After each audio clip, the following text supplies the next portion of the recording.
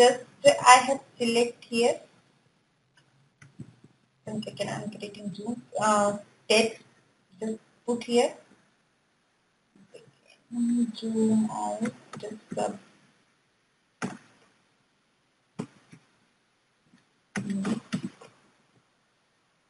and set the text color. Suppose I'm giving here 6 and regular, medium. Okay.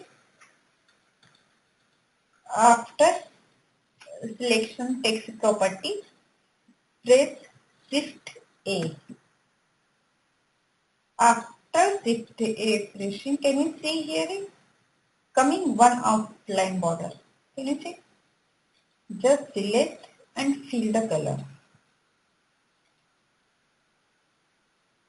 Suppose I am giving this color, blue, and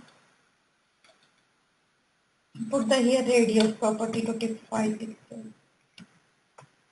Okay, and change the text color. Okay. Now, and also increase this type. Can you see here it buttons make a responsive. It will be auto adjusted. Text is auto adjusted.